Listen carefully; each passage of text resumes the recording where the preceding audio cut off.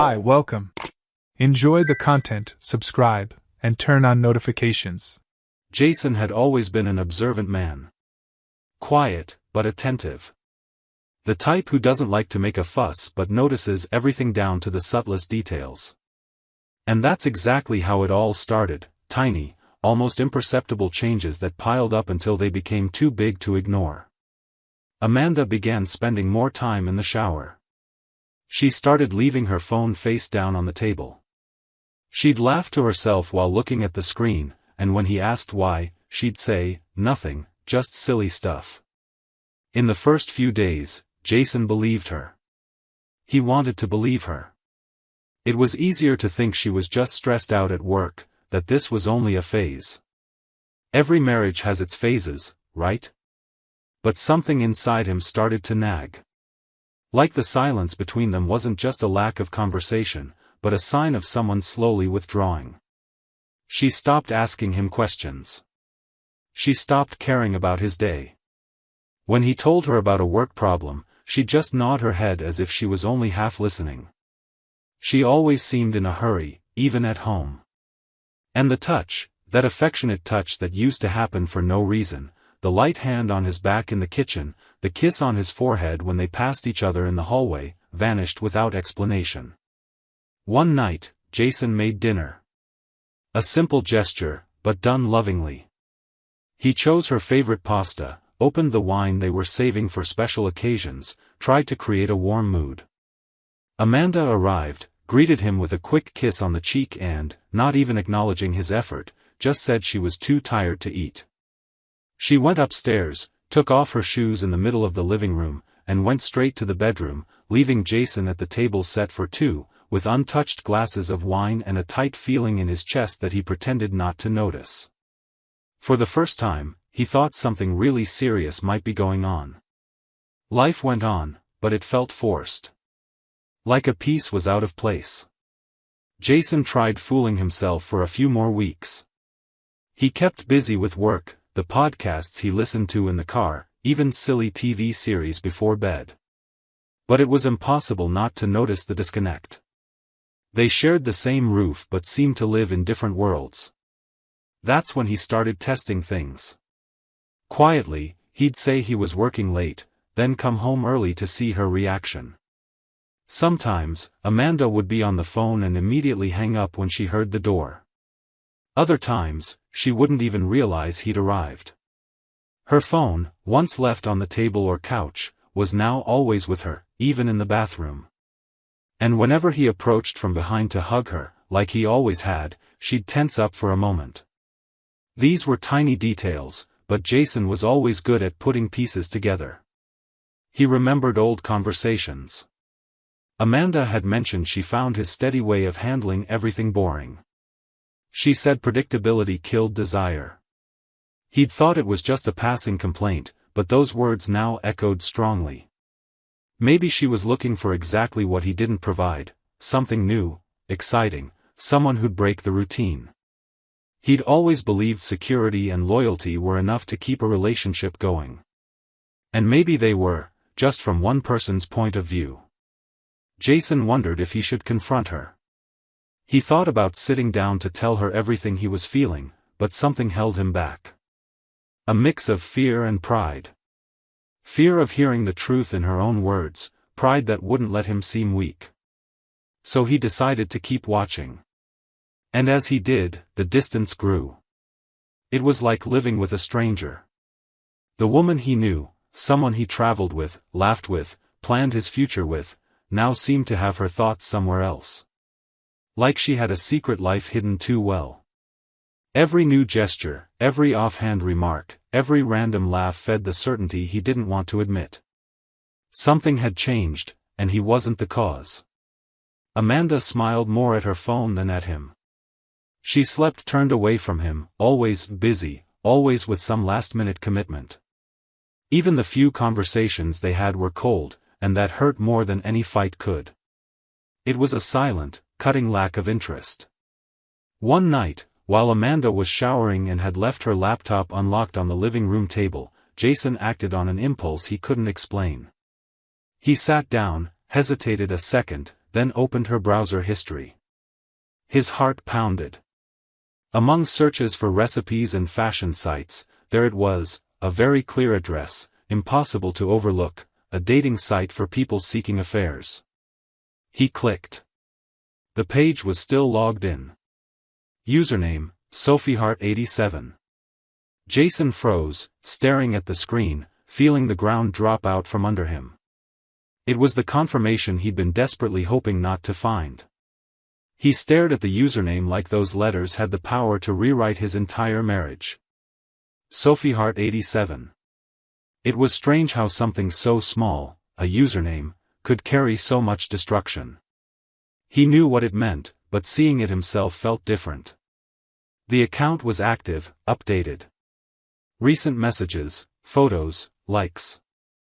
All of it had a confidence he never imagined Amanda could show another man. There was no hesitation, just desire and excitement. She chatted with strangers with zero guilt. That was what hurt the most. Jason spent that entire night barely sleeping, torn between confronting her right then and needing to see how far it all went. Deep down, part of him still wanted to believe it might just be a phase, some random curiosity. But the account was there, active, and what he saw made it obvious this wasn't just a playful online fling. It was something cultivated. And, above all, carefully hidden. The next day, he decided to act. He created a fake profile. Picked a simple, believable name, Mark. Used stock images of a face attractive enough to catch interest but subtle enough to seem trustworthy. He filled everything out as though he were a lonely, bored man looking for a connection outside his marriage. Ironically, that profile, created in minutes, was exactly the type of man Amanda hinted she wanted whenever they talked about anything personal. The profile got approved fast. Within a few hours, Mark had his first message. A woman named Sophie, with an elegant profile picture, a provocative description, and a direct style. Her opening line was something Jason had never heard from Amanda: "You seem like exactly what I'm looking for. I'm not here because I'm lonely, I'm here because I want to be." It felt like a punch. Jason reread it to be sure. Same name, same vibe. But he needed to confirm. The days that followed were filled with a mix of pain and strategy. Jason stayed flirty, attentive, interested. Sophie replied eagerly. Each new message made it more obvious that she was willing to reveal everything, how she felt, what she wanted, what she'd already done. Little by little, the puzzle came together. The expressions, the times she was online, her word choices, all pointed to Amanda. Then the photo came. Her face was hidden, but her body was unmistakable. That side tattoo, something Jason was intimately familiar with, was right there, blatantly confirming her betrayal. Jason's stomach turned. Still, he kept up the act. He had to know more. He wanted to hear, or rather read, what was going on in her head. And it was worse than any guess he'd made. Amanda talked about Jason like he was a drag. A man lacking energy, predictable, nearly invisible in his own home. She said she deserved more, that she was tired of living a normal life, and that Mark was just the right guy to pull her out of her rut. She called her husband weak, like she was talking about a stranger. Jason read every word with his heart in pieces, but kept going. He needed proof, needed to see how deep that gap went. The conversation escalated quickly. Sophie was bold, confident, determined. She talked about past hookups and the risks she'd taken, like it was all just thrilling instead of destructive. Jason saved everything: screenshots, text logs, audio recordings. He knew eventually he'd have to face the truth head-on, but for now, he was committed to uncovering it completely. One of the hardest moments was when she went into detail about going out with someone else after pretending to be on a business trip. Jason never suspected a thing. While she described the dinner, the hotel, the gestures, he remembered staying home alone that night, watching TV, thinking she was exhausted from a conference. It was like watching his own life disintegrate from the inside, caused by a woman he still loved even though he didn't recognize her anymore. With each new conversation, Jason stopped seeing Amanda as the wife he knew and started seeing Sophie, a version of her he never imagined could exist. Seductive, cold, manipulative. Even though she seemed fun, she had a chilling disregard for everything they'd built. That cut deeper than any physical betrayal could. It was like their marriage had been a play, and he was the only one who believed in the script. For days, Jason kept the profile going. He'd flirt, keep her hooked, pretend to be the man she wanted. And Amanda, more wrapped up in it all, gave away more details every day. It was as if she was venting with relief, never realizing that the stranger she was talking to was her own husband. A husband who was shattered inside but still focused on learning the whole truth. Eventually, Amanda, feeling confident and excited, suggested something Jason had been expecting, though it still made his chest tighten. She wanted to meet in person. A quiet dinner, somewhere discreet. The start of something that, according to her, could be more than just an affair. Jason took a deep breath. The trap was set. He knew everything would change from there. It wasn't just suspicion anymore, it was proof. It was time to confront the woman he thought he knew with the reality she'd built behind his back. Jason already had enough to end that marriage with a single conversation. But part of him needed more than just to know. He had to see it. He had to put Amanda face to face with the truth she herself had created, not realizing she was being watched the whole time. It went beyond getting answers, it felt like a need for justice. While he was devoting himself to a relationship he believed in, she was out there living a separate story as if everything they built together could be tossed aside without regret. Over breakfast, keeping a neutral tone like he was mentioning something routine, Jason looked at Amanda and said he had to travel for work. He mentioned an urgent client meeting in another city that had come up last minute, and that he'd be gone for 2 days. Amanda gave a brief look of surprise, raising her eyebrows, muttering, "Really?" while stirring her coffee. He nodded, said he'd booked a hotel, and would leave after lunch. Amanda simply told him to be careful on the road and went back to her phone, like his absence was just another convenient moment for her. So when Amanda, Sophie, brought up meeting in person, Jason knew exactly what he had to do. She didn't want a restaurant, a hotel, or anywhere public. She wanted something more private, more daring. She said her husband would be away, the house would be empty, and it was the perfect time for their first meeting. Jason, forcing himself not to back out, answered as Mark, pretending to be thrilled. Inside, he was fighting the urge to call it all off. But he couldn't stop. This was the final step. He packed a small bag, threw in a few clothes just to support his story. She seemed almost relieved that he was leaving. For the first time in years, Jason noticed a slight smile on his wife's face at the thought of him being gone.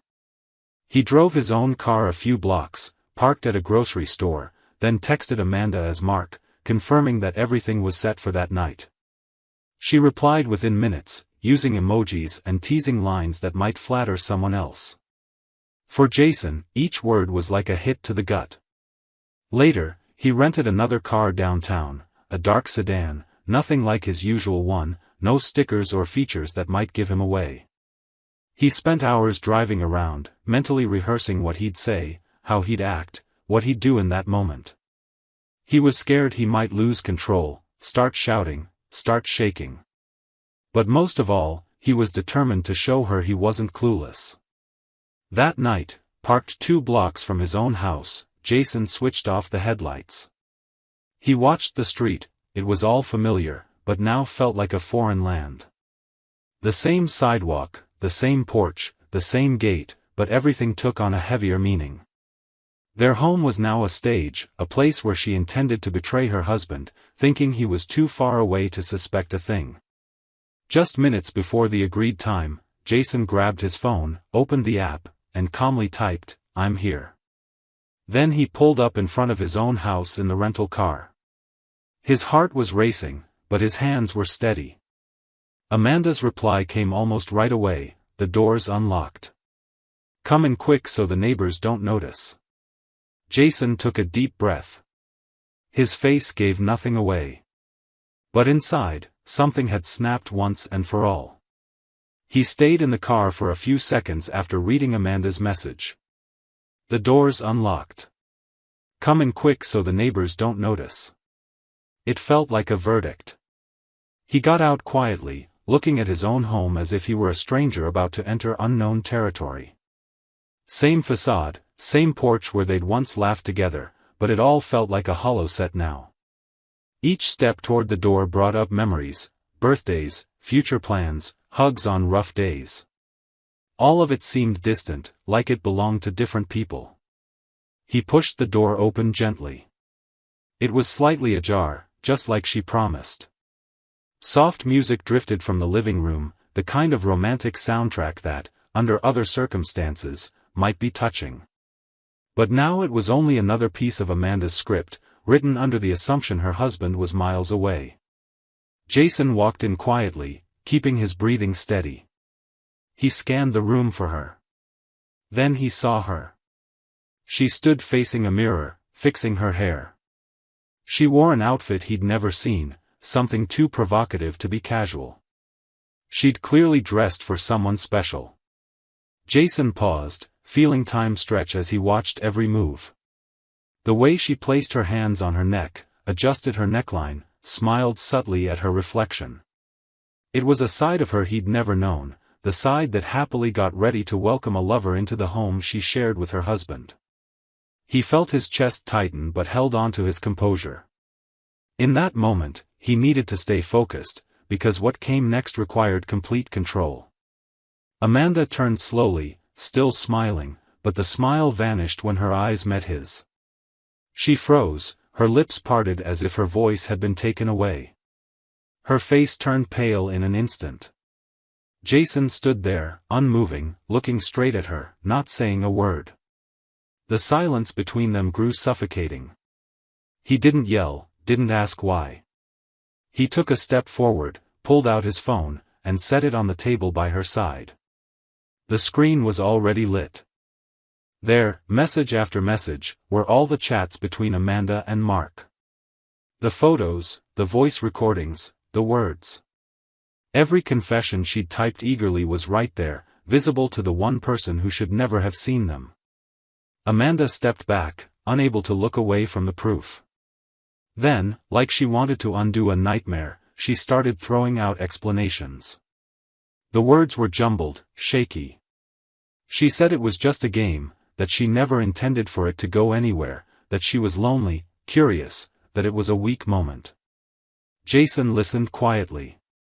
His eyes stayed on her face, expressionless, like he was hearing a story that came too late. Amanda reached out, tried to touch his arm, but he moved back. He took a black folder from the bag he'd left on the couch. Inside were the divorce papers, already prepared. He took them out and handed them to her in silence. She hesitated, then took them, still in shock. Jason glanced around the house, almost like he was saying goodbye to something that no longer mattered. He walked to the door, opened it, and before leaving, looked back at her one last time. His eyes were calm, with no anger or rush. And before she could say anything more, he left. He walked out without slamming the door or causing a scene, certain that this chapter had ended, on his terms. While Amanda stood there, divorce papers in hand, phone on the table, a question stuck in her throat that would never be answered, Jason headed to his car with steady steps. He had already cried all he needed to before showing up. Now it was time to begin again, something real, even if it started with the silence of loss. Amanda stayed there, in front of the open door, unable to move. The echo of Jason's footsteps outside stayed in her mind like a reminder of everything she'd lost. The man who'd just walked away was the same one she'd claimed to love for years, who defended her even when she didn't deserve it. And now he was leaving her life like someone closing a book they'd already read, knowing there were no more pages left. She went back inside, sat on the couch still trying to process what had happened, but every memory of the life she built with Jason was now stained by her own betrayal. All the messages were still on her phone. She could have opened them again, reread every line she'd sent. But she didn't. She already knew what she wrote, what she confessed, how she'd ridiculed her own husband without realizing he was the one reading. Regret weighed heavily on her, but it was too late. Jason had left without shouting or shedding a tear in front of her. That lack of reaction hurt more than any fight would have, because it meant he didn't even need her to hate her. He just wanted to move on, like someone who'd already endured enough in silence and refused to give up anything more to resentment. Over the next few weeks, Amanda found herself alone on all sides. The friend who'd encouraged her talks about Mark vanished, ignored her messages, acted like she'd never been involved. At work, people's attitudes changed. There were whispers, rumors, a sudden chill in the hallway. Her social life shrank, as though everything she valued had evaporated. Those nighttime chats were replaced by the sound of her own silence. The lights in the house, once lit for two, now revealed only emptiness. Amanda tried reaching Jason. She wrote long messages, crying as she typed. She apologized, said she regretted it, tried to justify every move with weak excuses. Claimed it was just a mistake, insisted he was still the love of her life, said she'd do anything to get him back. But Jason never replied. Her messages stayed unread.